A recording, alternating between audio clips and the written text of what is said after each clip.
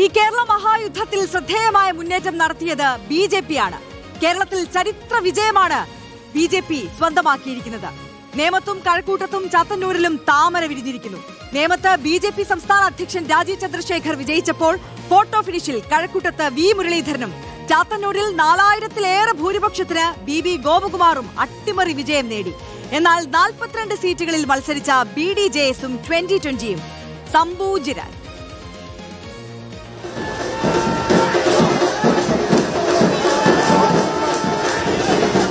നിയമസഭയിൽ സാന്നിധ്യമറിയിക്കുക മാത്രമായിരുന്നില്ല, അരഡസനോളം സീറ്റുകളിൽ വിജയത്തിൽ കുറഞ്ഞതൊന്നും ലക്ഷ്യം വെക്കാതെയാണ് BJP ഇക്കുറി നിയമസഭാ തെരഞ്ഞെടുപ്പിന് ഇറങ്ങിയത്. 2021-ൽ CPM പൂട്ടിച്ച നിയമം തിരിച്ചുപിടിച്ചും കഴക്കൂട്ടത്ത് കടുത്ത പോരാട്ടത്തിനൊടുവിലും ചാത്തന്നൂരിൽ ഞെട്ടിച്ചും 3 സീറ്റുകളാണ് BJP നേടിയത്. നേമത്തെ സംസ്ഥാന അധ്യക്ഷൻ രാജീവ് ചന്ദ്രശേഖർ 4978 വോട്ടുകൾക്കും കഴക്കൂട്ടത്ത് 408 എന്ന ഭൂരിപക്ഷത്തിന് മുൻ സംസ്ഥാന അധ്യക്ഷൻ V മുരളീധരനും ചാത്തന്നൂരിൽ 4002 വോട്ടുകൾക്ക് BB ഗോപകുമാറുമാണ് ചരിത്രം രചിച്ചത്. കേരളത്തിൽ BJP ഇനി മുതൽ നിർണായക ശക്തിയെന്നായിരുന്നു സംസ്ഥാന അധ്യക്ഷന്റെ പ്രതികരണം.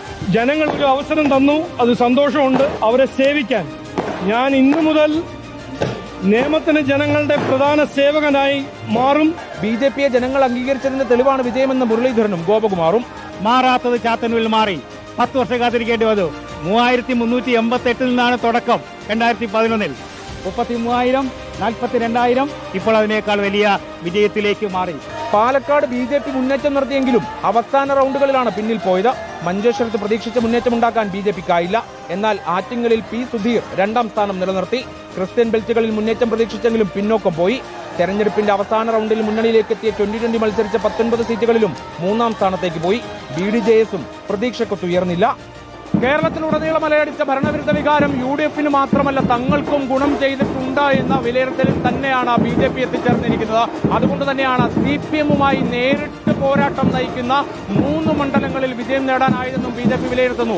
ഒപ്പം തന്നെ BJP സംസ്ഥാന അധ്യക്ഷനായി രാജീവ് ചന്ദ്രശേഖർ സ്ഥാനമേറ്റെടുത്ത ശേഷം തിരുവനന്തപുരം കോർപ്പറേഷൻ ആദ്യം പിടിക്കുകയും തുടർന്ന് നിയമസഭാ തെരഞ്ഞെടുപ്പിൽ 3 സീറ്റുകളുടെ ചരിത്ര വിജയം നേടുകയും ചെയ്തത് BJP നേതൃത്വം അഭിമാനത്തോടു കൂടി തന്നെയാണ് ഉയർത്തി കാണിക്കുന്നത്. Reporter Harimohan, in reporter, Thiruvananthapuram.